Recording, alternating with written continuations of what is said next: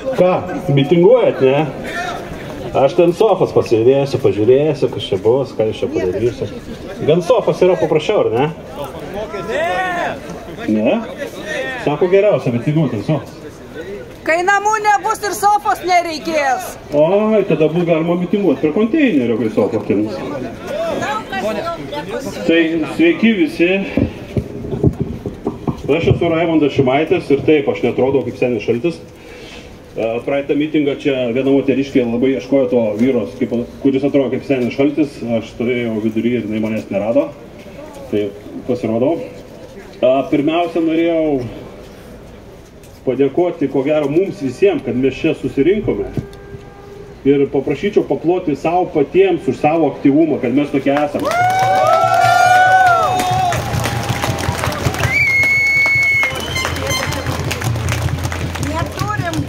Nes jeigu visi sėdės ant sofos, tai laikui bėgant mes pavirsime vergais, kurios valdo kažkas atsisėdęs. Tarnautojai, kurie turėtų mums tarnauti, dabar darosi taip, kad mes tarnaujam. Jau pavirto. Kažkas pavirto, kažkas ne. Ko mes čia susirinkome? Susirinkome to, kad Seimas nusprendė apmokestinti mūsų namus. Namus, kuriuos mes įsigijome, gaudami atlyginimą už jūsų sumokėjimo mokesčius. Namus, kuriuos pasistatėme, pirkdami statybinės medžiagas ir susimokėjome mokesčius. Už tai, kad mes turime kur gyventi, kad mes nesame asocialūs, už tai mus nubaudė. Tai yra ruošiasi nubausti. Taip, darbingo amžiaus žmonės susimokės tos mokesčius, jiems nekils keblumų. Bet ką daryti žmonėms, kurie gyvena prasčiau? Dabar statistika rodo, kad apie 20% žmonių gyvena žemiau šitų vidutinių pajamų. Tai ką reikės daryti žmogui, kai jis gaus 26 metų gegužės mėnesį sąskaitą, tarkim, 500 eurų, o 30 metais jau jis turės mokėti 3000 eurų. Kur jiems reikės dingti? Kur reikės dingti pensininkams, žmonėms su negale, kurie neuždirba pakankamai daug pajamų? Tai juos išvarys tiesiog į gatvę, ar perimsiu turtus, kaip tai numatyta įstatymę, kad pensininkas galės atsidėti mokestį iki tol, kol jisai pasieks kažkokią tai ribą. Ir mokestį sumokės jo paveldėtojai turtą. Tai yra, bus modelis kaip Danijoje, kad niekas nebepaveldės namų, o turės įsipirkti. Gyvenau Danijoje ir žinau, kas tai yra tas mokestis. Taikomos medianos yra tiesiog jos yra iliuzinės, kaip fokusininko prie turgaus, kuris bando jūs apgauti. Medianų neliks po pirmo kreipimus į teismą Zarasų gyventojo, kuris turi butą, ir turės mokėti gerokai daugiau negu gyventojas Vilniuje.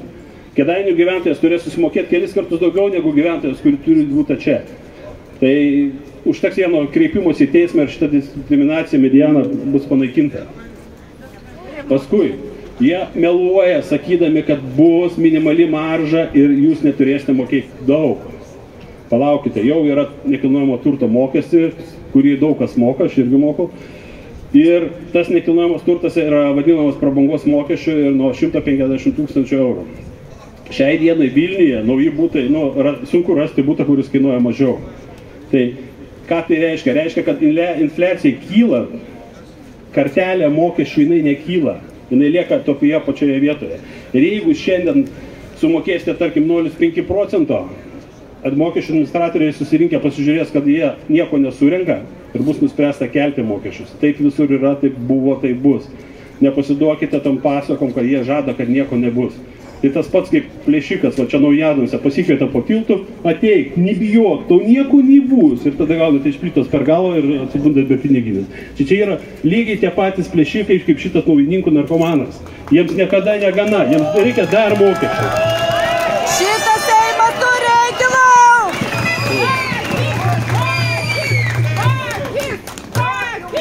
Pakėlė akcizą kurui. Gerai, sako, žmonės supraskit, mums reikia tiesti kelius, reikia tvarkyti šaligatvius, reikia tiesti dviračių takus. Ačiū, supratom, mokam papildomą akcizą. Matom nuostabius kelius, matom nuostabius šaligatvius, matom krūvą dviračių takų. Ar matėt kokią nuostabi mūsų autostradą Vilnius Kaunas Klaipėda? Kaip su plūgu išarta. Kur dingo akcizas už kurą keliams? Ne, to neužtenka. Reikia apmokestinti namus, nes reikia tvarkyti kelius. Apmokestinti automobilį, taip? Taršos mokestis. Jo, sėdi, kvėpuoja, išvalo orą. Kur dinga tas mokestis? Jie sakė, kad už tą mokestį pagerins infrastruktūrą. Dabar Vilniečių nežinau kiek yra, pabandykite iš šitos vietos sėsti autobusą ir nuvažiuoti Kirtimus arba į Izabelinę. Jums kelionė užtruks visą dieną. Tai yra, tiesiog jie sėdi ir galvoja, mums reikia dar mokesčių, mums reikia daugiau mokesčių. Mokesčiai po mokesčių atsisėdė, mokesčiai po mokesčių, mokesčiai po mokesčių. Taip gaunasi, taip. O kur tie mokesčiai išeina? Gyvenau Danijoje, mes mokėjome mokesčius, bet mes žinojom, kad tie mokesčiai mums grįžta. Grįžta į mokyklas, į ligoninės, į kelius. Dabar mokyklose nėra vadovėlių, bet keliasdešimt milijonų skiria programai, pagal kurią sėdės 2 varnos, abi juodos, bet viena varna jaučiasi gandru. Ir vaikai turės atskirti, kuri varna yra gandras, kuri ne.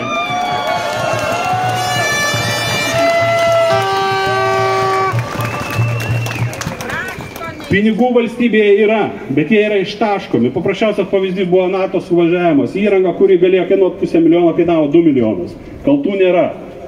Tai gal reikėtų apsimažinti savo išlaidas visų pirma, apsidairyti aplinkui ir po to bandyti taikyti mokesčius. Kitas variantas tai yra, taikydami tos mokesčius, kokie yra, tarkim, Skandinavijoje, jie paėmė daniško modelį. Visų pirma, reikėtų sulyginti žmoginių uždarbį. Čia sakė, kad žmogaus minimalus atlyginimas 600 eurų. Tai dabar palaukit, gaudama 600 eurų, žmogus dar kokius 200-150 per mėnesį turės susimokėti už tai, kad jis turi kur gyventi. Jums normalu? Man irgi normalu. Taip pat ir šito mokesčio Europą neliepė įvesti. Europą rekomendavo išplėsti mokesčio surinkimą. Gyvas pavyzdys, klebonijai priklausė baras, ten pilstė alų, jie nemokėjo mokesčio. Dėl to, kad tai yra klebonija, nors užsiema ūkinė veikla. Tai gal pirmiausiai pasižiūrėkime tuos, kurie moka mokesčius minimalius, išvesdami ir naudodamisi visokiom lengvatom, o paskui mokestinkim žmonės. Nes žmonės tai yra paskutinė grandis. Žmogaus namai, lietuvių namai, kas yra lietuvių namai? Tai yra vieta, kur tu užaugai, kur tu išmokai kalbėti. Namai lietuvių yra praktiškai šventa vieta, nes jis turi turėti kažkur sugrįžti. Dabar su vienais čia konservalais, kaip čia, nežinau pavadinti, susirašinėjau. Taip, aš turiu čia namą Šnipiškėse. Pakankamai infliacija pavijo. Dabar sako, jeigu tau brangu, tai tu išsikraustyk iš centro. Gerai, aš dabar pasensiu, mano pensija bus maža. Aš turiu išsikraustyti iš centro. Išsikraustu iš centro, tarkim, į Pašilaičius. Infliacija pasivėja mane. Vėl pensijos neužtenka, išsikraustau į kaimą. Vėl mane pasivėja infliacija, išsikraustau prie miško. O kur toliau kraustytis į mišką, o šaką pačiam susirasti? Ką darysite, kai jums reikės kiekvieną mėnesį mokėti už savo namus?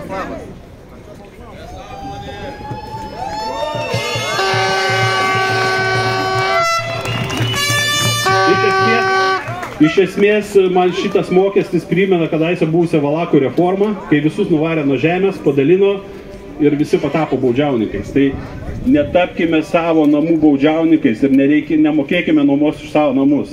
Antra vertus, spygliuotą vėlą jie užtvėrė Baltarusiją, bet susidaro įspūdis, kad tikrasis priešas sėdi čia ir čia reikėtų aptverti spygliuotą vėlą.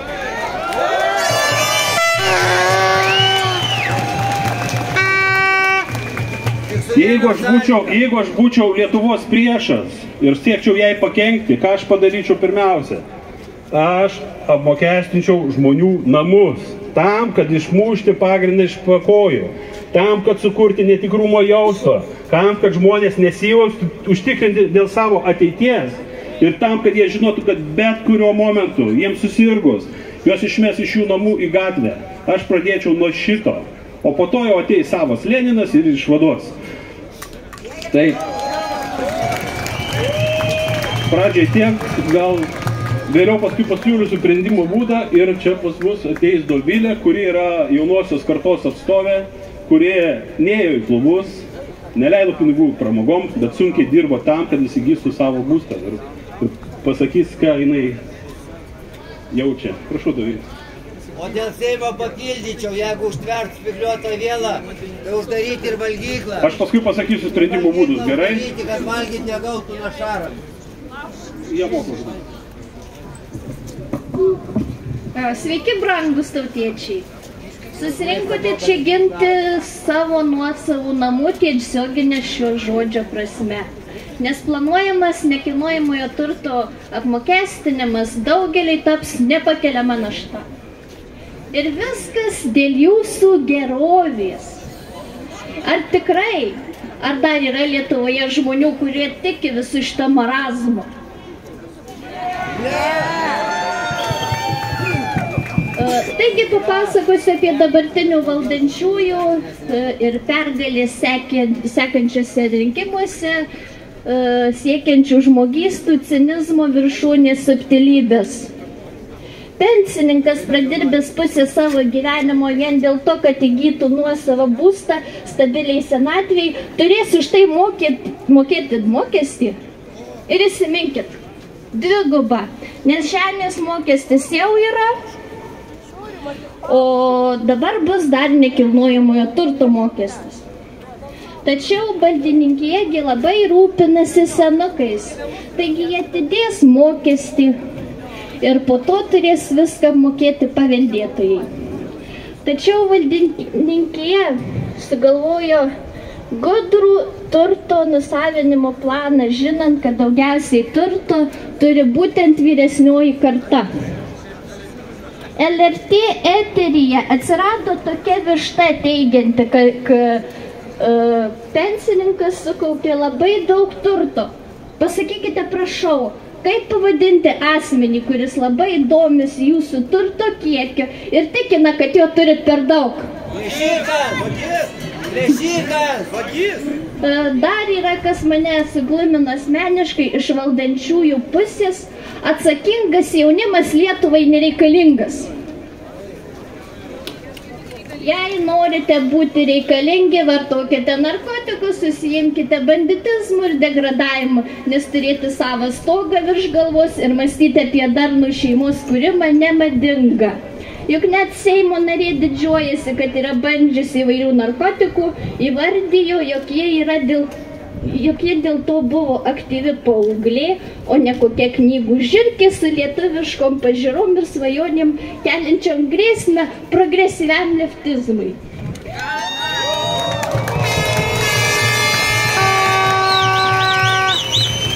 Naujoji pasaulio tvarka ir jos tikslai kuo toliau, tuo labiau, kaip matote, tampa nebe sąmokslo teorija. Visokie LRT, Delfi ir 15 minučių melo aiškina, kad nuoma dabar labiau apsimoka už privačią nuosavybę. O Seimo pirmininkė, tai nieko tokio, išsikraustysi ten, kur pigesnis mokestis. Ar tai ne absurdas?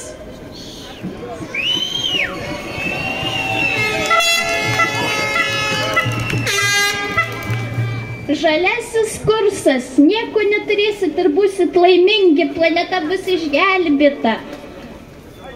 Turiu nuosavą butuką būdama 23 metų. Sunkiai dirbau, taupiau, atsisakiau pusę jaunatviškų linksmybių ir praleidau dar 2 šiltas vasaras, tačiau pasiekiau tikslą. Už ką aš turiu mokėti?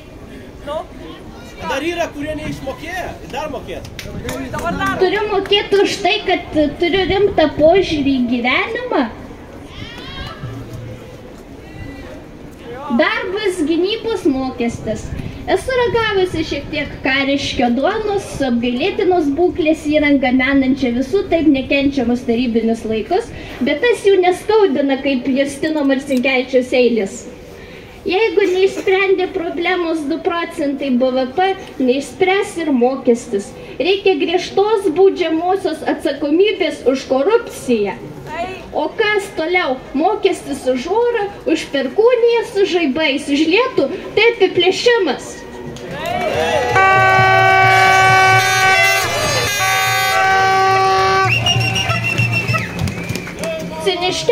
Ciniškiausiai yra faktas, jog cenzūra ir jos metodikas nukelknygiai jau vejasi totalitarinėse šalyse vyraujančią, o lietuviška demokratija remiasi žmonių apgaudinėjimu kilnojamojo turto mokesčio svarstymo laiką ir datą. Atsakingi piliečiai jiems, kaip minėjau, ne tik žalingas, bet ir nesuvokiamas reiškinys. Būtent neturėjimas atsakomybės valdžiuomeniai leidžia trypti Lietuvos Respublikos konstituciją ir elgtis su savo rinkėjais kaip su šunauja. Ponai politikieriai, savo progresyvias pasakas sekit bobutei su nezabūtke ant atlapo. Ir apsitarkite seminimui. Ponai taikoma beje visiems esantiems valdžioje ir besiveržiantiems prie aukso puodo vadinamo biudžetu. Kol socdemų lyderė piarinasi prieš rinkimus ir vadina nekilnojamo turto mokestį pasityčiojimu, tuo tarpu jos bendrapartiečiai balsuoja už šios kilpos nėrimo po tautos kaklu įtraukimą į darbotvarkę.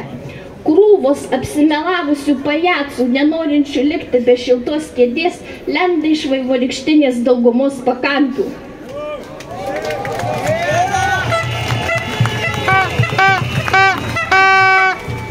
Neilgai trukus atims ir paskutinės kelnes.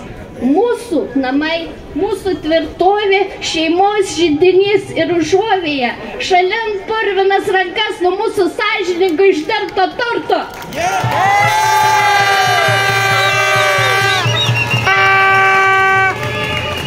Aš labai atsiprašau, policijos prašymas, ten yra tokia milžiniška tvora, kurios beveik nesimato, tai prašė pasitraukti arčiau, nes Seimo nariai bijo, kad kas nors. Sako, nugaras atsukę nepagarbą išleidžia, nes ten sėdi labai daug nekilnojamo turto, kuris yra neapmokestintas, po 30 metų sėdi ir bijo, kad jų neapmokestinta. Dabar pasisakys žmogus, kuris gerai išmano mokesčius ir pasisakys profesionaliai. Prašom, Tadas.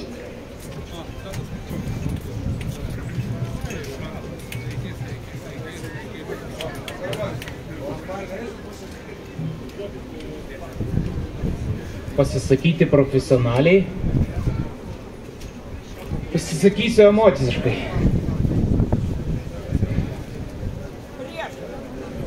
Balys Sruoga, Dievų miškas. Ištrauka iš filmo. Pakartavo. Kuniga irgi. Koks žmogus gali ištarti tokį sakinį? Koks žmogus gali duoti tokį įsakymą? Norėčiau, kad įsivaizduotumėt fašistą. Ne kokį nors Charlie Chapliną, kuris įkūnija Adolfą Hitlerį. Ne. Noriu, kad įsivaizduotumėt rimtą, tikrą, be jokio gailesčio nacį. Tokį kaip Heidrichą. Žmogų, kuris sugalvojo genocidą.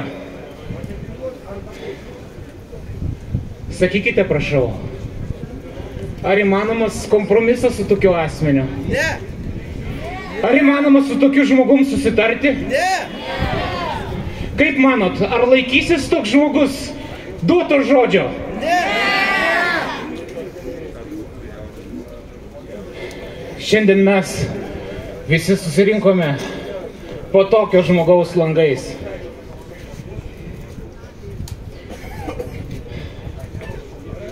Ilgai galvojau, ką man dabar jum visiems čia pasakyti. Esmė yra ne nekilnojamo turto mokestis.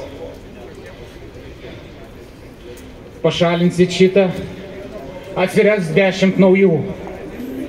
Kiekvienas keinsistas, kiekvienas monetaristas žino, kad iš fiskalinės pusės egzistuoja tik vienas būdas – kelti jų mokesčius.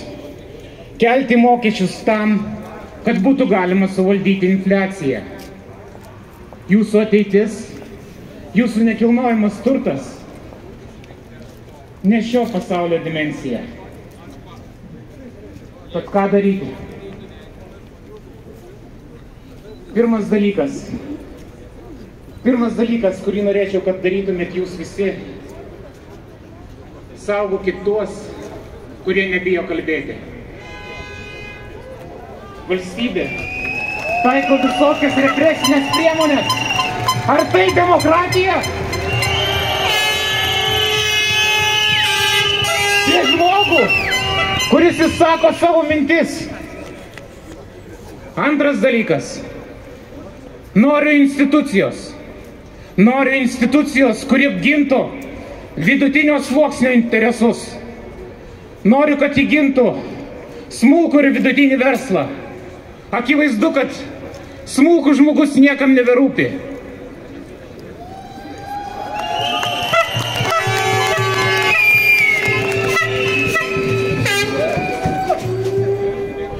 Trečias dalykas. Poveikio priemonė. Dar nuo universiteto laikų girdėjau apie tokį dalyką kaip bankininko košmaras. Sakysit, prie ko čia bankai? Atsakysiu jum. Bankai, tokie kaip komerciniai bankai, centriniai bankai, pasinaudojo infliaciją. Pasinaudojo infliaciją padidinti savo turtą. O jum visiems įteikė sąskaitą. Mokesčius. Prašau, imkite ir susimokėkit. Ar tai teisinga?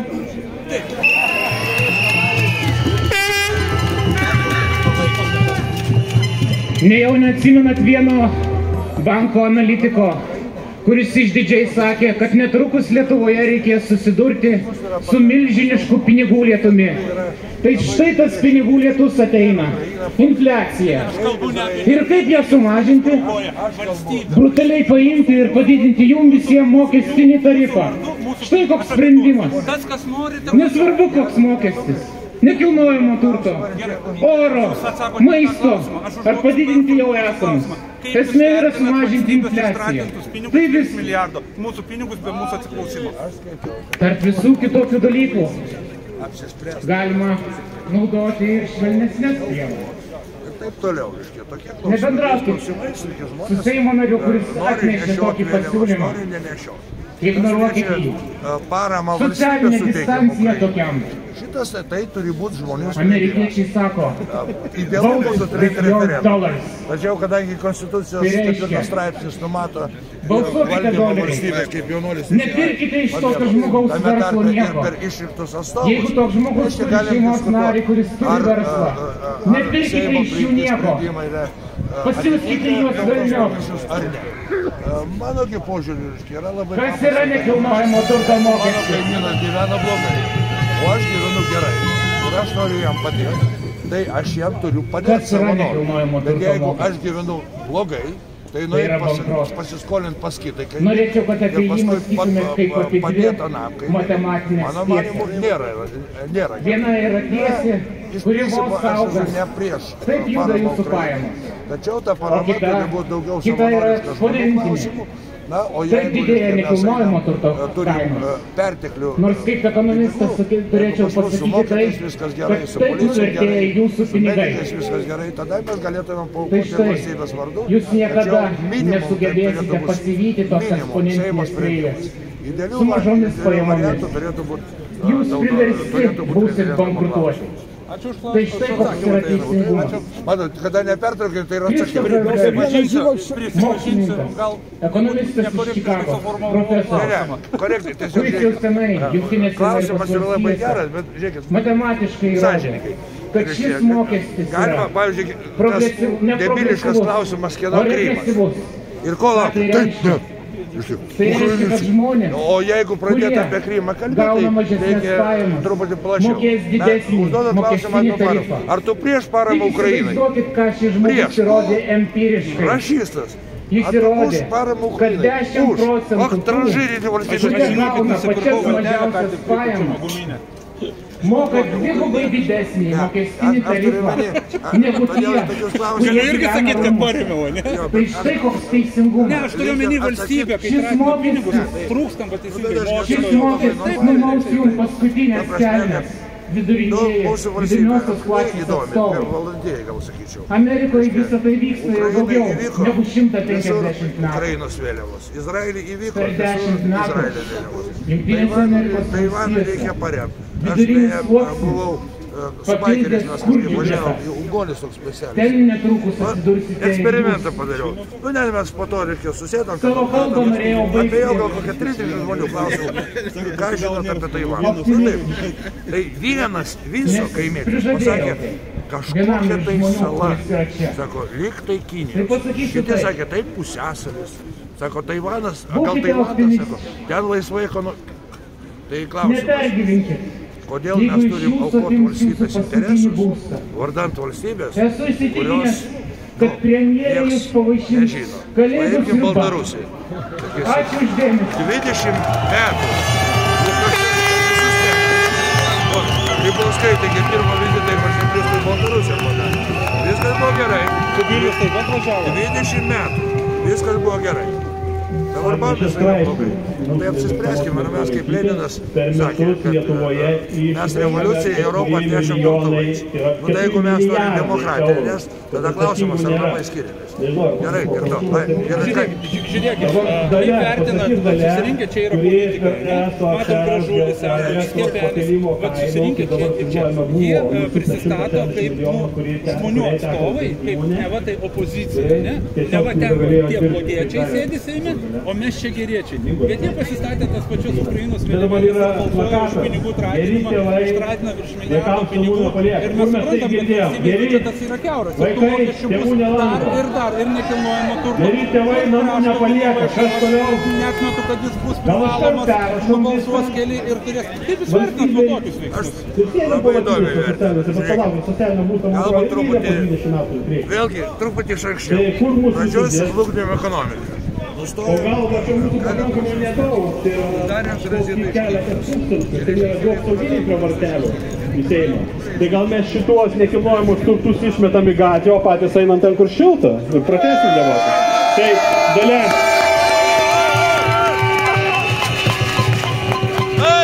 Labai diena visiems. Nebuvau nusiteikusi kalbėti, bet jeigu Raimundas paprašė, tai tarsi žodį ir aš. Gal pradėsiu ne nuo įmonės subankrotinimo, bet pradėsiu nuo to, ką ši valdžia atėjusi nuo pat pirmų dienų pradėjo daryti. Ji pradėjo mus skaldyti. Iš pradžių skaldė dėl lenkiškų raidžių. Jiem pasirodė, kad tai yra labai svarbu, Lietuvoje svarbesnių problemų nėra. Toliau prasidėjo žydriukų, skaldimas dėl žydriukų, dėl soliukų piešimo, dėl perėjų piešimo. Po to prasidėjo stumimas Stambulo konvencijos. Baisiausia, kas buvo, kada mūsų skaldė labiausiai, tai buvo ta prasidėjusi pandemija, prasidėjo tie skiepai. Ir mus taip suskaldė. Šiandieną važiuodama, aš tikėjausi pamatyti žymiai didesnį žmonių skaičių. Ir aš galvojau, kad jeigu jau yra pasiektas dugnas, mūsų valdžia vis tiek sugeba tą dugną dar labiau pramušti. Ir aš galvojau, kad šitas nekilnojamo turto mokesčio svarstymas bus mūsų kaip ir vienybės taškas, kada mes pradėsim vienytis. Aš labai tikiu, kad pabus liaudis. Pagaliau mums reikia pradėti vienytis, nes po vieną šakelį jie mūsų sulaužė. Mes neturėsim namų. Raimundai, ar tikėjaisi daugiau žmonių? Nieko nesitikėjau, labai gerai, labai daug susirinko, jie užima visą erdvę ir netgi daugiau negu mums skirta, jie čia netelpa. Tai jau tikėjotės geriau negu daugiau. Bet jeigu tu paimi ražą, tu jo neperlauši greitai. O kas liečia įmonę, tai noriu pasakyti, kad aš vadovavau įmonėje, kuri yra turbūt viena iš seniausių Lietuvoje dar išlikusi. Buvo tiksliau. Įmonė gyvavo daugiau negu 50 metų. Joje pagrinde dirbo neįgalūs žmonės. Ir kai aš sužinojau, kad yra pakeliama drastiškai elektros ir dujų kaina, aš supratau, kad mūsų įmonėje atėjo viskas, pabaiga. Aš pasikviečiau žurnalistus. Buvo straipsniai, niekas nereagavo, absoliučiai niekas. Interviu mano turėjo būti ilgas, tačiau kažkas iš energetikos ministerijos sužinojęs, kad interviu bus paruoštas ilgas, paskambino į žodžiu, įmonę, kuri ėmė iš manęs interviu ir pasakė, kad būtų tik 1 minutė išleista į eterį per žinias. Po tos minutės komentavo Kreivys. Kreivys pasakė taip. Jūs turėjot ruoštis, verslas turėjo ruoštis, verslas turėjo elektros stoteles pasistatyti.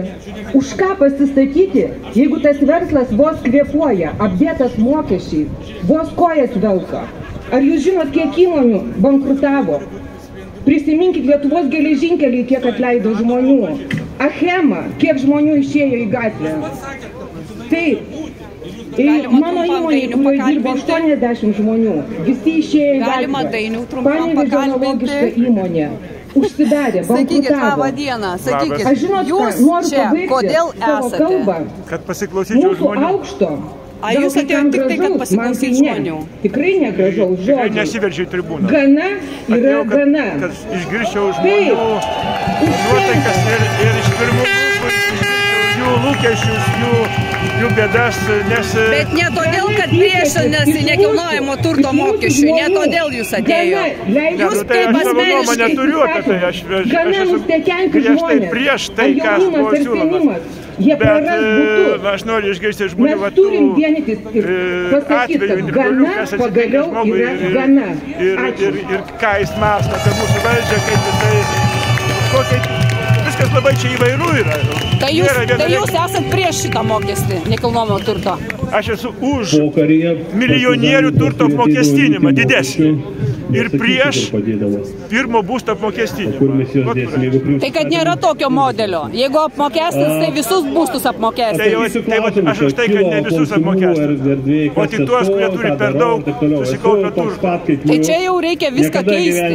Visą projektą, visą Seimą.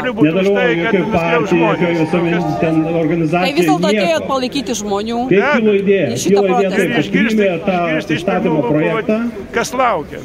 Einu į viešą erdvę. Didelis darbas. O jūs mane dėl ko klausite? Visiems viskas gerai. O dėl ko jūs visus paleidžia bomžais? Kodėl aš? Todėl, kad aš kaip eilinis paprastas žmogus mokėti nekilnojamo turto mokestį, kodėl aš turiu jį mokėti, kur aš jau jį įsigijau savo pinigais. Aš už tai, kad jūs nemokėtumėt, bet jeigu jūs turėtumėt 10 būstų, aš būčiau už tai, kad 10 būstas jau būtų brangiai apmokamas. Tai kiekvienas būstas, 2, 3, 4 palaipsniui turėtų būti apmokestinantis. Taip, procentas daug jie turi dalytis, nes dažniausiai tiek per daug nėra prakaitų uždirbti. Jie gudrauja, machinuojant, kombinuojant, bet tai visą suprantame. Tai va būtent, kas turi pirmą būstą, negali būti apmokestintas. Jūs, kaip pasakėt, pirmą sakė, jums iškart buvo viskas aišku. Kai pradėjom kalbėtis, jūs sunaitė, kad aš irgi turiu ką pasakyti, bet mums reikia kalbėtis, aš už tai, kad kalbėtumėte. Taip, tai jūs šaunuolis. Aš atėjau paklausyti žmonių, ką jie kalba. Tai va, mes renkam reportažą, darau ir klausinėjau žmonių. Jūs mane klausinėjau.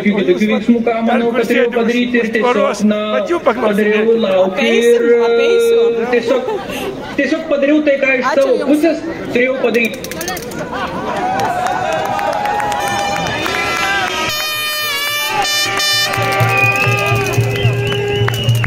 Turime kitą labai didelę problemą.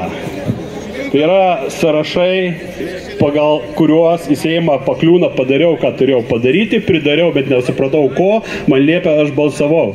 Tai yra, mes turime, aš negaliu sakyti, kad jie kažkokie negeri, bet, kaip sako psichiatrai, nėra sveikų žmonių, yra tik nepatikrinti. Tai dar vienas siūlymas iš to padarimo būtų siūlymas įtraukti referendumo būdu rinkimų įstatymo pakeitimą, kad Seimo narys gali būti renkamas tik vienmandatinėse.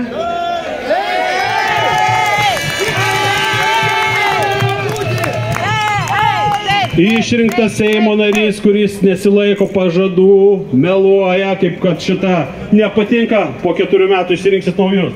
Tai jeigu Seimo narys, kuris yra sukčius, jūs apgavo ir taip apkliuvo į Seimą, jūs turite teisę susirinkti ir prabalsavę vienu balsu daugiau negu balsavo už jį atšaukti.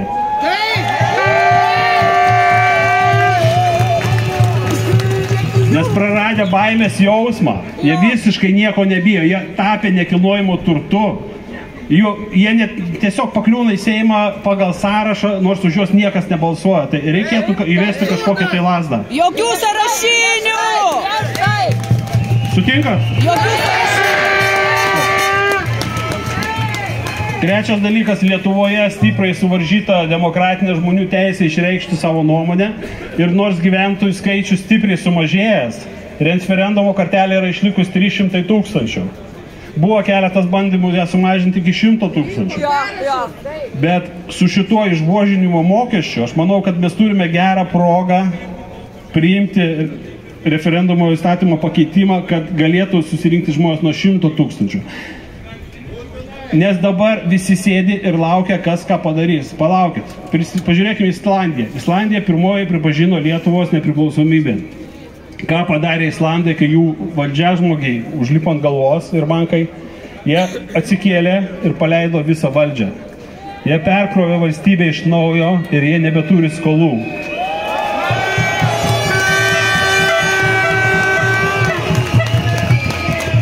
Atgavę nepriklausomybę mes išėjome be skolų. Kas gali pasakyti, kiek dabar skolų turime?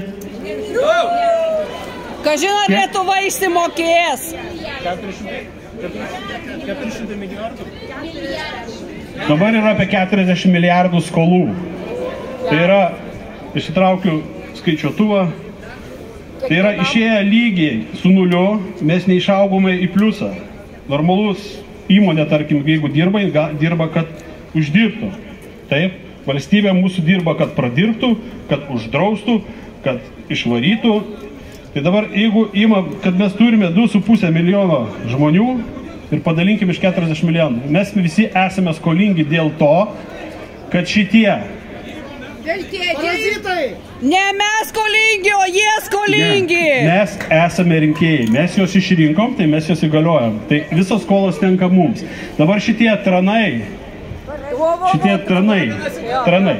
jie daugelis jų, pažiūrėkit biografijas, tas pats Lingė, gyvenime nei 1 cento savarankiškai neuždirbęs, visada kažkur tarnavo, Grybauskaitė tarnavo, jie neturi supratimo, iš kur atsiranda pinigai.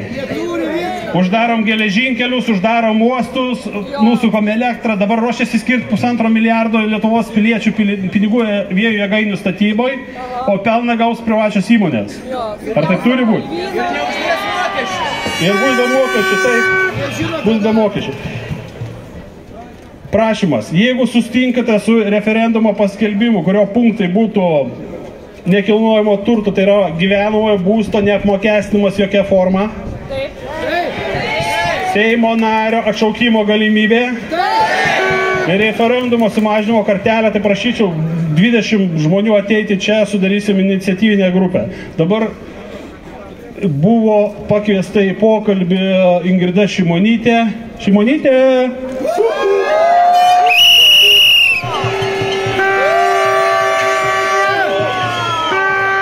Taip pat Viktorija Čmilytė Nilsen praeitą kartą labai pyknėsi dėl kartuvių. Mane labai sulaikė, žino, kas sulaikė, aš norėjau pagaminti giljotiną ir atgaventi šitą giljotiną čia. Bet jie tada taip graudžiais veidelės, taigi mes galime susitarti. Čmilytė, ateik, susitarsim.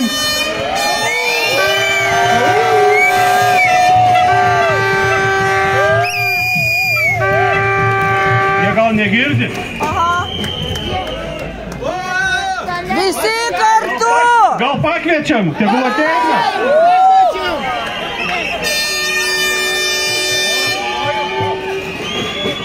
Seimūnai, ateikit, atėjome kalbėtis!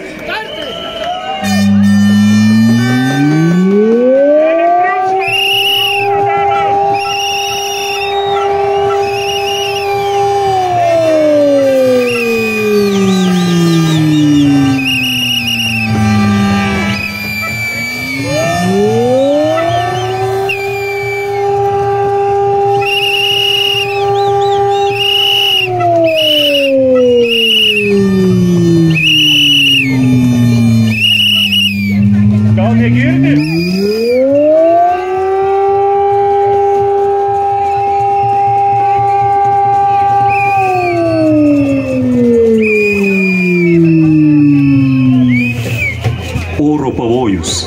Oro pavojus. Oro pavojus. Iškilo karinio užpuolimo grėsmė. Gyventojai slėpkitės rūsiuose ar kitose priedangose. Įsijunkite Lietuvos radiją televiziją. Nesijunkit Lietuvos radijo, pavojus į lauką neišėjo, grėsmės nėra, jie liko užsidarę. Tai kur čia tie kvietimai, ateikim pasikalbėti, būkit geri, nekelkit riaušių, nekapokit galvų, nekarkit seimūnų. Tai eilinį kartą apsimelavo. Tai prašau 20 žmonių ateiti, mes susirašysim kontaktus ir paskui teiksim varką dėl referendumo, atskirai bus pranešta. Dabar žmogus ateis pakalbėti apie moralę. Simonai. Atsargiai. Sveiki! Sveika Lietuva! Labai smagu matyti jūsų čia tiek daug susirinkusių šiandien ir visi susirinkom čia vieno tikslo vedami. Tai apginti savo šalį, apginti savo šeimas, apginti savo namus. Iš tikrųjų labai liūdna, kad tai vyksta mūsų valstybėje, ar ne, kad iš mūsų nori atimti mūsų namus, juos apmokestinti, mus išvaryti į gatves. Ir mes vieninteliai, kurie galime visą tai sustabdyti. Kaip jau žinome iš istorijos, Lietuvą pasisavinti norėjo ne vienas priešas. Buvo ir sovietai, ir komunistai, Lietuvą varžė bolševikizmas ir Stalino režimas. Tuomet buvo paprasta, nes buvo labai aišku, kas yra mūsų priešai. Tačiau dabar viskas yra kur kas sudėtingiau. Nes priešas, su kuriuo mes kovojame, yra pernelyg bailus, jog išdrįstų prieš mus atsistoti. Todėl jis veikia per kitus asmenis, o konkrečiai per Lietuvos valstybės, Seimą ir teisinę sistemą. Žinau, jog jūs pykstate ir esate be galo nusivylę, tačiau noriu jūsų paprašyti ir patikinti, mūsų priešai nėra tie žmonės, kurie sėdi valdžioje. O iš tiesų, tai yra žmonės, kurie sėdi už širmos ir tuos žmonės Seime valdo ir tampa už virvučių. Tikrieji Lietuvos priešai iš tiesų net nėra žmonės, o didžiausias priešas yra baimė. Baimė gyventi nepriteklyje, baimė būti atskirtiems nuo savo šeimų ir draugų, paliktiems be namų, baimė mirti nuo įsivaizduojimų, galbūt peršalimų, ar ne? Tai yra tikrieji Lietuvos priešai ir vienintelis būdas juos įveikti, tai pagaliau suvokti, kas mes esame. Mes esame kiekvienas iš mūsų Dievo kūriniai. Sukurti pagal Dievo atvaizdą ir pats Dievas mums suteikė teisę gyventi ir valdyti savo likimus.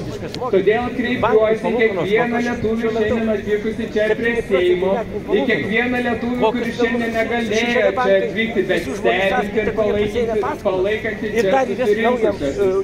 Atėjo laikas Lietuvai atsibusti. Atėjo laikas Lietuvai ir vėl susivienyti taip, kaip tai padarėme 91 metais.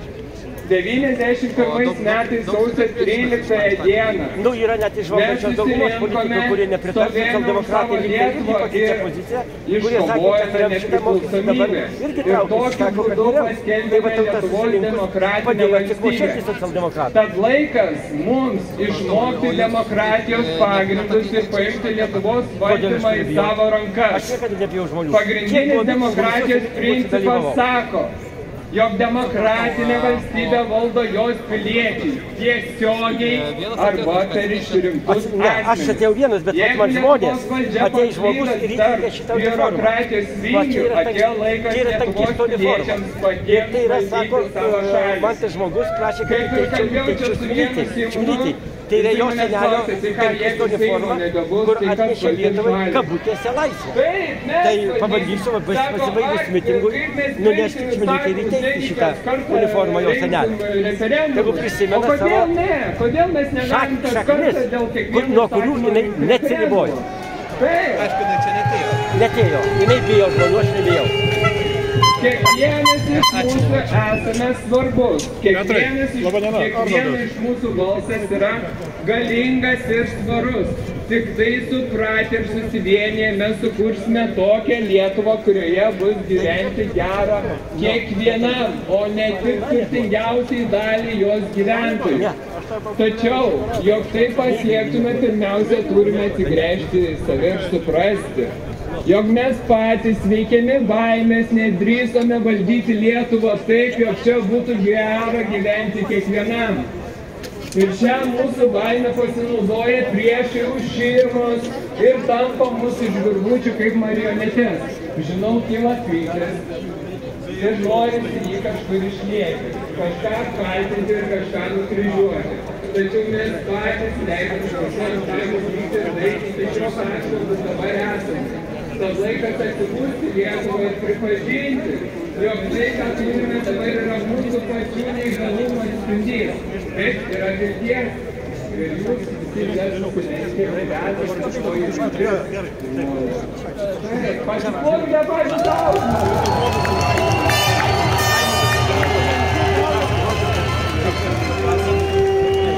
Mes turime tikėti, kad vieną dieną Lietuva iš tiesų bus laisva ir klestės pagal tikros demokratijos principus. Ir mes taip pasiekime su Dievo pagalba, supratę, jog Dievas suteikia mums teisę į gerą ir pilnaverčią gyvenimą. Ir šis turime pasiekti mes patys.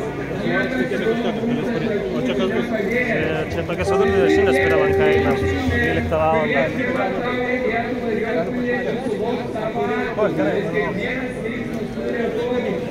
Todėl visų labai prašau, mums nereikia lengviausia apmokestinti nekilnojamą turtą už tai, kad jį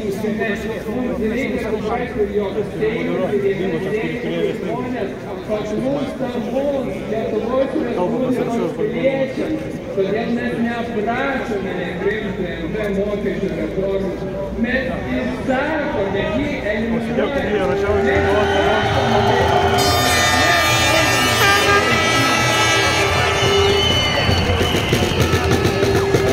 Mes pagal demokratijos principus mes tai galime ir privalome padaryti. Mes Lietuvos Respublikos piliečiai esame tikrieji Lietuvos valdytojai ir mes sprendžiame, kas mums yra gerai ir ko mes norime ir kas mūsų netenkina ir ko mes nenorime. Tai ne tik mūsų atsakomybė, bet tai mūsų pareiga. Galite sakyti, ko mes norime ir ko nenorime ir kaip valdyti savo šalį.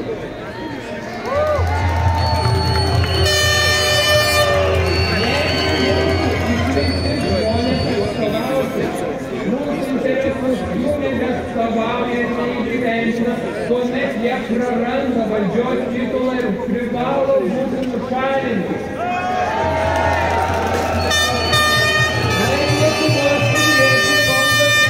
Kol bus išrinkti nauji Lietuvos interesus ginantis ir įgyvendinantis Lietuvos valstybės atstovai, nes tokie yra demokratinės valstybės principai ir tai privalo būti viskas įgyvendinta.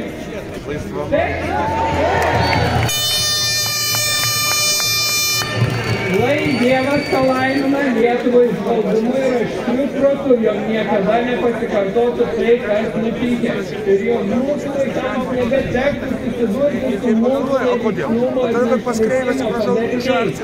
Ačiū jums visiems, jog šiandien čia esate. Kad kūrėme ateitį, kurioje Dievas laimina Lietuvos Respublikos piliečius, šeimas ir šventas mūsų protėvių krauju lietas žemės.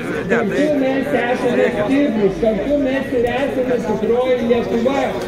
Tad ačiū jums labai, kad esate čia, kovojate už savo teises.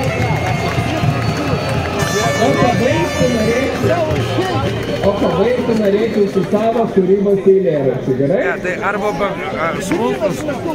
smulkus bankrutavo, kiti išsivažinėjo į tą pačią Lenkiją. Beje, labai nemažai verslų išvažiavo į Lenkiją ir Latviją. Tada mes pasakėm iš Kinų, mes pasakėm Kinam nedraugausim, jie sakė nereikia, mes jums nieko neparduosim. Kitaip pasitiko. O mūsų verslai surišti. Ir jeigu mūsų verslą daleiskim su Kinais, o aš Kinais, aš tau neparduosiu. Lietuvis. Tai tu eini pas kaimyną, tai sakai, aš jau ne lietuvis, aš jau Lenkas parduos. Tai problema tame, kad mes nupirkom ženkliai brangiau. O man sako, vertybė. Ir aš tik man palėta žodis vertybė, turi man užmušinėti. Nes kame vertybė? Vertybė tai va vertybė. Šitų žmonių gerumas yra vertybė. O Taivanas man nelabai rūpėtų. Kodėl man turi rūpėti Taivano žmonių gerybė? Arba Izraelio, arba atleiskim, Baltarusiai kaimynai. Bet klausimas kitas. Jūs nuvažiuokite į Baltarusiją ir pakalbėkite. Žmonės ką diktatorių vadinama. Yra faktas. Kodėl mes turime ateiti ir pasakyti, mes gyvenam teisingai. O jūs gyvenat neteisingai. Ir dabar gyvensit kaip mes norime.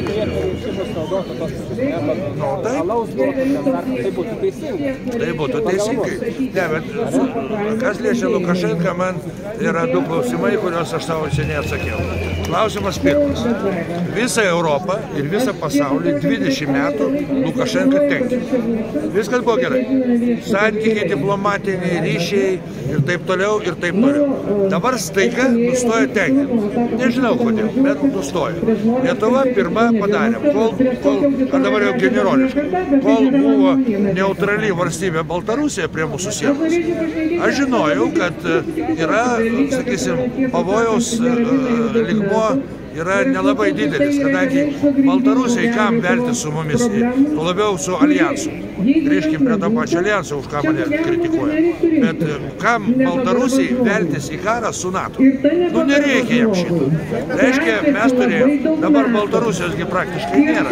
Nu, jinai kaip yra, bet kaip ir nėra. Todėl, kad priklauso pilnumoj nuo finansinės paramos iš Rusijos, ryšiai padaryti Rusijos, kariuomeniai vadovauja Rusijos karininkai, kai kuriuose daliniuose, nu ir viskas. Tai mes garvežio priekį važiavom, tai Lietuvai nuo to saugiau pasidarė. O kad kalio trąšas mes uždarėm, tai Lietuva daug uždirbo. O Baltarusija prarado ką nors? Ne. O Europą nustojo pirkti? Ne. Nu tai kam? Atsistoja, žiūri man į akis, sako, mes labai vertybiški. Kame vertybė? Tame, kad mes nusimanom kelnes? Taip? Galima klausimėlį. Kas jūs labiausiai motyvuoja dirbti? Ne, žiūrėkit, stabdymas yra vienas. Reikia, kad žmonės vis dėlto ateitų į rinkimus. Nebūtinai, nepatinku, nebalsuokit. Balsuokit už Vėgėlę, pavyzdžiui, arba už Vaitkų. Nesvarbu, bet reikia, kad žmonės ateitų. Nes, man žiūrėkit, aritmetika visi atsimena mane, man čia neseniai diskusija buvo. Sako, falsifikavo rinkimus. Sako, stop, pieštuką imam, lapą popieriaus. Nu, kad vyksta rinkimus šak ir makir, mes visi žinom, bet galbūt netokie gilūs. Pieštukas, lapas popieriaus. Rinkimuose dalyvavo 48% piliečių. Ane? 50 dūnėjo. Braukiam. Iš tų 48 pusė Seimo yra socdemai, darbiečiai, valstiečiai, visi kiti. Visi inkorporai. Dalinam per pusę. Liko 24%. Už konservatorius, liberalus ir Laisvės partiją. Konservatoriai iš jų sudaro pusę. Tai yra 12%. Dabar atsakykit man į klausimą. Ar konservatorių elektoratas turi 12%, kurie visada balsuos už konservatorius? Atsakau, turi. Ir jie ateis. Ir per lietų, ir per žemės drebėjimą. Jie ateis visada. Tai jeigu ateitų mūsų ne 48, iš kurių ketvirtis yra jų standartiniai, o ateitų kokie 90, tai vaizdas būtų kitas. A galima klausimėlį? Nu, kodėl nėra? Mes žinome, kaip jisai mokėjo. Ne, yra, žiūrėkit, o taip irgi neteisingai, žiūrėkit. Taip, pavyzdžiui, ar žinot, kad, pavyzdžiui, mano kandidatūrą parėmė tas, ko aš net nesitikėjau. Europos jaunimo asociacija. Nu, nes nelaukiu iš jaunimo, nu, nekaip. Nu, ne jų aš kandidatas. Ne, tai mes buvom susitikę, kalbėjo, irgi mane pradžioje pasikvietė, pašlifavo taip nuo dušės, bet jau taip nuo dušės pašlifavo. Ir kaip taip, o kodėl taip, o ką darysi tokiu atveju taip? Šitą du ir išsiskyrėm. Seka šiandieną ras rastą. Turiu klausimėlį, galima? Ai, galima. Vis laukiu. Jūsgi nenakas. Sakykit, jūsų nuomonė, su valstybės šalim, mūsų kaimynais, reikia susitaikyti, reikia turėti gerus santykius? Ne, čia labai geras klausimas, beje. Žiūrėkit, galima kaip valdas ar kaip generolas? Ir tas. Gerai, žiūrėkit, pasakysiu kaip generolas. Mes norim gyventi saugiai. Varkoj.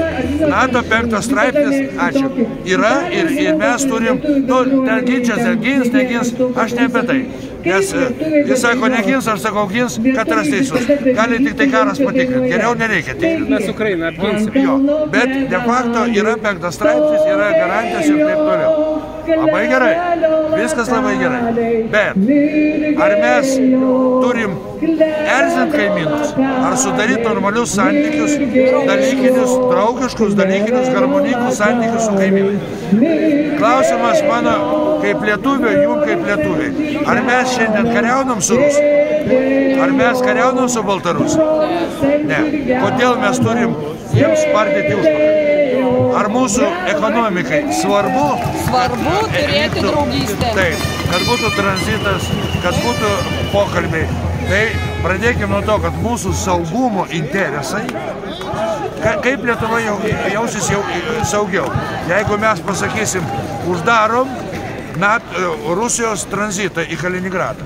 Jau bandė daryti Gabrielius. O tu uždarom. Dabar gerai, kad mes uždarom. O jūs į Ruso pusę atsistokit. Kodėl mes niekada nenorim pabandyti atsistoti savo oponento pusę? Pagalvot, kaip jis galvoja. Kitas klausimas, gerai, blogai, patinka man ar nepatinka, bet jis galvoja už save. Ir sako, lietuviai blokuoja, aš kaip pats girdėjau, mūsų Rusijos piliečius Kaliningrade. Ir dadeda, kaip fašistai blokavo Leningradą. Kaip rusų žmogus žiūrės į lietuvį? Juk rusų galvoja Leningrado blokadą, patys žinom ką. Ir jie tada sako, tada pagauna kokį naką, arba ten profesorių tą, kur pasienantį nebuvo, ir sako, visi rusai fašistai, visi rusai nacistai, visi, ar tikrai visi? Tada jiemgi transliuoja tą. Ir tada 150 milijonų. Sako, visi lietuviai nacistai. Tai ar tai neprovokuoja? Provokuoja. Taigi galbūt geriau, reiškia, yra turėti normalius santykius. Vėlgi tas pats Rusijos tranzitas. Taigi mes Europos Sąjungai įsipareigojom jį leisti. Tai kame problemos? Tai jeigu, reiškia, eina tranzitas, jeigu yra normalus santykis, klausimas paprastas. O ko rusam pult NATO? Aš kodėl sakau? Negalima užpult Lietuvos. Galima užpult tik tai alijansą. Mes ginčinamės, jie ten irgi. Vienas sako, negins, kitas sako, gins. Bet ten Maskvoje irgi. Vienas sako, Amerika įsivels, o kitas sako, neįsivels. Ir niekas nenori to testuoti. O atsakymas. Kas būtų Lietuva, jeigu vieną atominę bombą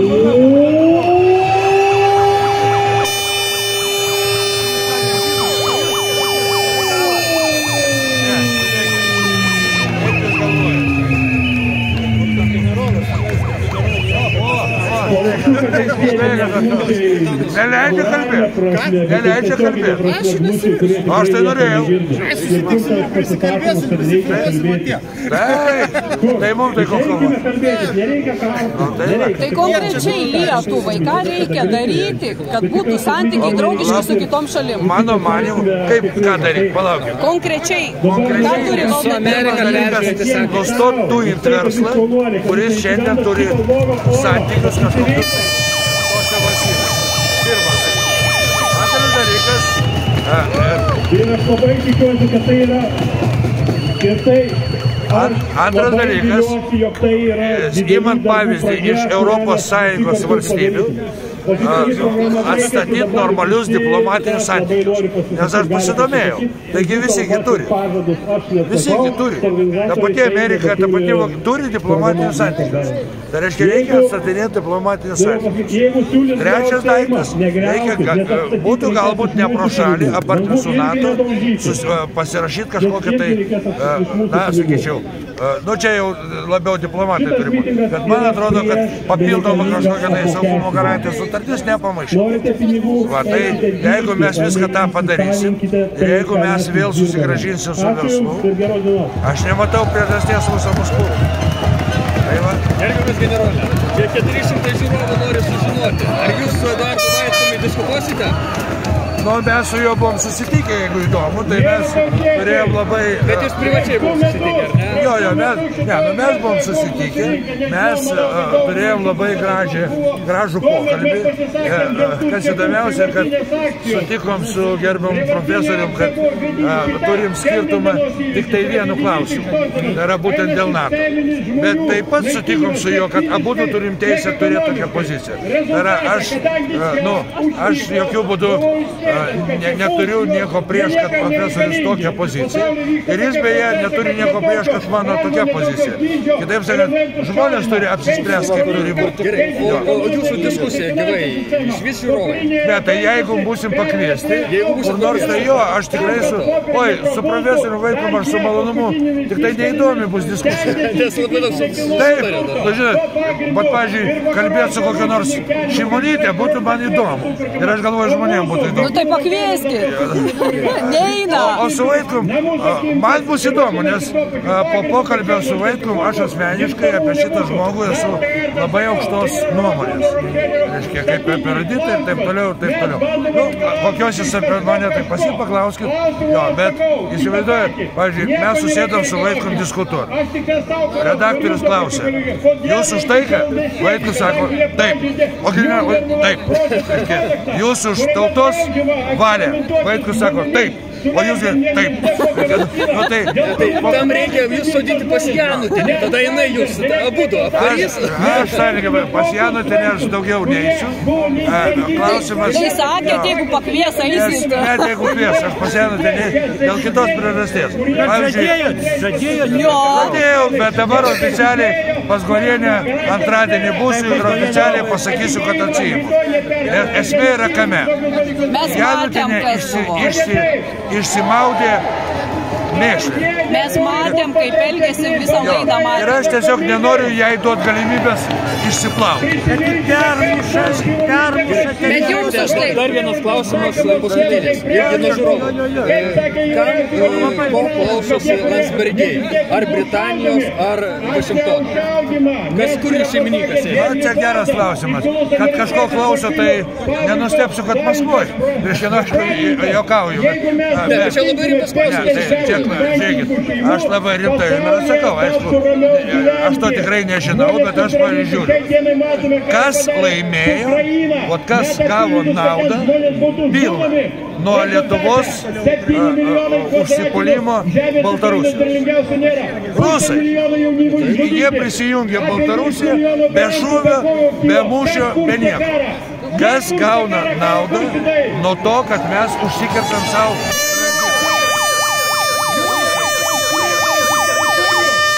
Tai kada tu žiūri, kas gauna naudą, tai tada galvoji. Tada ateina kitas klausimas. Tai arba tie, kurie priiminėjo šitos sprendimus yra durniai, arba dirba kažką. Nu tai jūs čia dabar Staliną cituojate. Jisaigi sakė, tai įdė vrak, įdė durak. Matot, situacija paprasta. Jeigu žmogus yra tavo priešas, daleiskim, arba oponentas, tai skaityt, kad jisai durnas, gali tik tai durnius.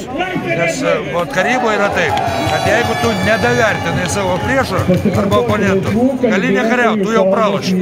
Tai va, tai šitoj vietoj netgi, jeigu Stalinas kažką pasakė, arba atleiskit, pavyzdžiui, Putinas daro kasmetinės konferencijas, video susitikimus su žmonėm. O kada būsiu prezidentas, aš irgi tai taip darysiu. Ir ne todėl, kad Putinas tai daro, nes tai yra labai geras šansas. Jeigu tu nori atstovauti, bet klausimas, nes, pavyzdžiui, aš nenoriu būti valstybės vadovu, aš noriu būti žmonių atstovų, nes straipsnis konstitucijos taip sako. Tai kad atstovau žmonės, tai reikia su jais bendrauti. Reikia. Jeigu tu nori kažkam tai atstovauti, tai tu turi su tuo kažkuo tai bendrauti. Tai, pavyzdžiui, tai yra geras dalykas, po tos video konferencijos. Aš galvoju, geros. Bet Putinas. Tai reiškia, mes neturim daryti tik todėl, kad Putinas padarė. Nu, tai man tai ne argumentas. Arba daleiskim, nu, sakysim, tos pres konferencijos, arba dar kažkas. Nu, ta prasme... Tai valandėjai prieš rinkimus irgi sakė, kad su visais reikia bendrauti. Bet dabar nebeina bendrauti. Aš turiu privalumą prieš visus, kurie eina prieš mane. Prieš visus. Ir prieš Nausėdą, ir prieš kitus. Aš buvau Lietuvos kariuomenės vadovas. Kitaip sakant, valstybei padariau, realiai, aš jums galiu pasakyti, aš padariau. Nu, aš ne vienas, ta prasme, kad jeigu galvojat, kad kariuomenės vadas kažką tai vienas nuveikė, tai taip, bet aš tiesiog, man likimas davė būt vadu. Ir aš galiu pasakyti, kada buvau kariuomenės vadu, tai mūsų kolektyvas padarė klaidų padarė.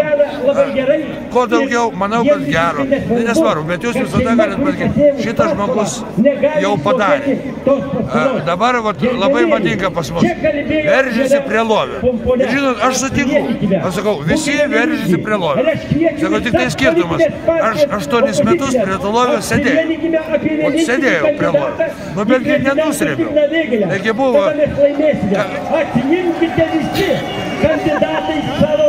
Nu, bet pasakykit, per kariuomenę pasimaitinant... Kad dalyvaujate, o jūs kvietėte Šimonytę, Čmilytė netėjo, bet man žmogus čia prieė sako, Petrai, netėjo čia Čmilytė, negalėjau įteikti jo senelio uniformos, tai aš nunešiu į plenarinių posėdžių salę ir įteiksiu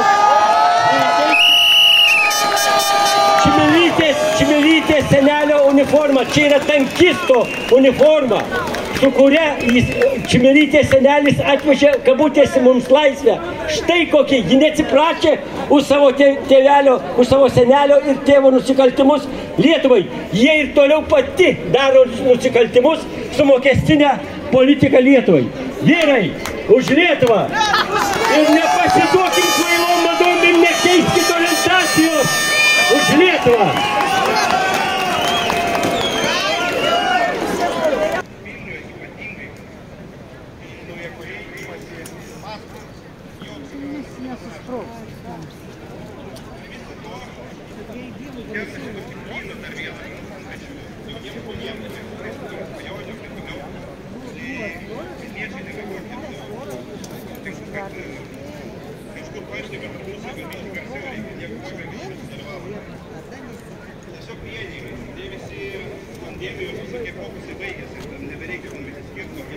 Marginalizuoti kažko tai. Visi dabar suprato, kas kur prie ko, bet dabar deda naštą kuprinės tiesiai jums į pečių. Tai aš tik apie Vilniečius, jo jaunimas, bus, kai tai palies jūs, jūsų vaikus, palies mus visus.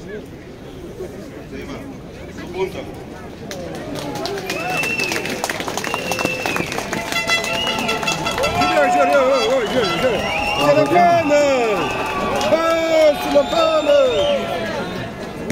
Čia, kaip supratau, benamiai susirinko, ne? O ten mūsų namai, ne? Nu, smagu čia jūsų tiek daug matyti iš tikro. Dar kitą pusę. Labai džiugu ir to pačiu liūdna, kad tik tai tiek. Visi kiti reiškia pinigų labai daug turi. Taip, kiti dirba. Aš vieną tokią komentarą girdėjau, sakau, klausiu, ar būsi mitingė? Ne, sako, ten tokia Landsberginė, sako, ne. Aš dirbsiu, kad galėčiau tą mokestį sumokėti. Tai sakau, tai gal vieną kartą nueik ir to mokesčio niekada nereikės mokėti. Bet kažkaip galvoja visi kitaip. Šiaip džiugu, paplokim, pašvilpim, parėkim, kad joks oras mūsų neišgąsdino.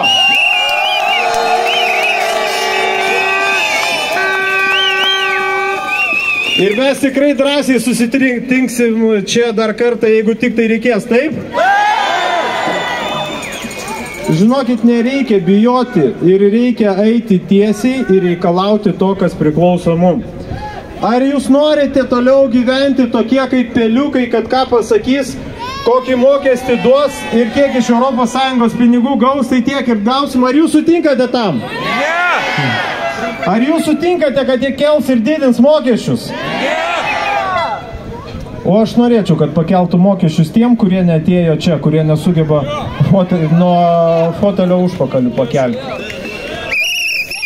Labai visiems noriu padėkoti ir aš manau, kad susirinko, kas iš Lietuvos, iš visų galų. Aš nežinau, ką darysit jūs, bet aš čia tikrai būsiu, lauksiu ir kol pasikalbėsiu su savo Seimo nariu. Ar jūs norit su jais pasikalbėti ir jiem užduoti klausimą? Dabar, kas esat Vilniečiai, pakelkite ranką ar sušvilpkit, surėkit. O ar yra kauniečių? O ar yra klaipėdiečių? Taigi Seimo nariai susirinko nuo Vilniaus iki Klaipėdos. O ar yra žemaičių? Tai žemaičių dar daugiau. Aš labai noriu padėkoti šito renginio organizatoriui, Raimondui Šimaičiui. Paplokite būtinai jam. O kuris nors bent 5 eurus davėt jam, prisimetėt? Tai nepamirškit. Paplokit dar kartą Raimondai. Bet šiaip Raimondai su ta barzda Facebook'e geriau atrodo. Aš grįšiu per Kalėdas, palaukite. Tikrai, per Kalėdas aš pasirodysiu praktiškai kiekvienuose namuose. Kiekvienoje ugdymo įstaigoje vėl būsiu su barzda. Tai va, brangieji. Dar šiandien aš turiu tokį vieną veiksmą ir visų paprašysiu palaukti iki 1 valandos, nes šiandien apeliaciniam teisme sakysiu baigiamąją kalbą. Nes man kai sako, oi Antanai, ir nori nuo scenos pakalbėti, sakau, aš tiek prisikalbėjau, kad krūvą baudžiamųjų bylų dabar turiu. Tai va, tai visų paprašysiu palaukti, ar palaikysite mane teisme šiandien? Tai visi ir nueisit. Ir aš manau, kad atėjo laikas atsiimti valstybę. Ar jūs norite atsiimti valstybę? Tai mes turėsim tą ir padaryti. Dabar dar turėčiau kažką pasakyti, bet Gražuliui iškėlė bylą. Žodį piderastas. Tai nežinau dabar, bijau sakyti. Ai, bet jau pasakiau. Labas, grafai. Supratau. Keli žodžiai. Keli žodžius, kodėl tu čia esi? Kad jie tenai girdėtų, kad mes aš esu visada ten, kur matau, kad skriaudžiami žmonės, skriaudžiama tauta ir parduodama valstybė. Aš esu lietuvis, aš privalau būti. Negirdėjau klausimą. Ačiū, kad atvažiavot. Judam į priekį, valio. Kokie kiti žingsniai būtų? Viską parašiau čia. Artimiausių metų. Žmonės parašė, aš sukūriau, žmonės parašė. Jei sukils visa tauta, ką darysite tada, jei prarasite namus, kerštas bus tikrai skaudus. Seimą lauk, Seimą lauk, Seimą lauk. Ir galėsite apmokestinti. O kas liečia... Nesijauskite dievais, tai geruoju nesibaigs. Valdžia besotė, nes tauta buka protė. Teisingi žodžiai. Išeiti mitinguoti, kada pasipiktinti ir kam melstis ir kokie nezabūtkė sėkti. Šaunu. Ačiū. Susirinkę... Čia praktiškai viskas pasakyta. Jo žmona padarė. Šaunu matyti pažįstamus veidus. Laisvi pasikalbėjimai, tai gali tęstis eilė praktiškai jau iki Klaipėdos, tai ilgai užtruks. Labą dieną. Brangus Lietuvos žmonės, nekritikas skaitysiu, nesu oratorius, bet savo širdies mintis išdėšiau ant popieriaus. Tikiuosi neklysiu. Ačiū, kad esate čia su manim. Visiškai nesvarbu, kokia yra jūsų tautybė. Svarbu, mes esame šitoje vietoje vienoj minty ir vienoj širdį. Dabar dėmesio. Pradedant, noriu paprašyti visus susirinkusius. Nežinau, ar jau tai darė šiandien, bet tylos minutę pagerbti visų žuvusių bei kitokių likimo negandų Lietuvoje ir visame pasaulyje palūžusių mūsų tautiečių atminimą. Galim karą pradėti reklamuoti, po metų bus populiaresnis.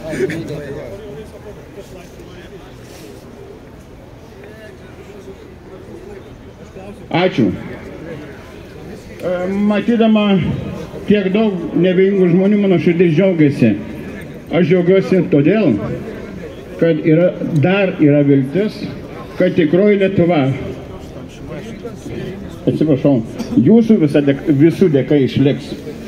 Kad neišnyks lietuviški papročiai, tradicijos ir tautos palikimas, mūsų tėvų, protėvių, senelių brangintas, puoselėtas ir su labai didelė meilė mums paliktas. Aš labai tikiuosi ir linkiu savo ir jum tai išlaikyti, tai išsaugoti ir dar toliau tai puoselėti. Noriu kreiptis į 50-mečius ir vyresnius Lietuvos žmonės, kurie gerai prisimena Sąjūdžio laikus. Su viltimi tada dalyvavote Baltijos kelyje, su tikėjimu savo širdise, vardan geresnio gyvenimo ir šviesesnio rytojos, atsiprašau. Daugelis aplodismentais ir ovacijom pasitikote Lietuvos nepriklausomybės paskelbimo akto pasirašymo faktą 90 kovo 11. Po šiai dienai mes dar dėka technologijų galime tai pasižiūrėti ir tai prisiminti. Visi tikėjom, kad ateis laikas, kad Lietuva bus laisva nepriklausoma šalis. O kaip be būtų gaila, dabartinėje mūsų kasdienybėje mūsų lūkesčiai nepasitvirtino. Atėjo laikas, kai valdininkai ir tarnautojai neatsako už savo veiksmus, nėra asmeninės atsakomybės. Seimo ir vyriausybės nariai gauna atlyginimus nepriklausomai nuo jų darbo rezultatų. Kai kas žadėjo, kad Lietuvoje žmonių pragyvenimas ir ekonomika bus kaip Švedijoje, dėja taip nėra. Taip pat svarbus valstybei ir žmonėm įstatymai keičiami nepasitarus su tauta.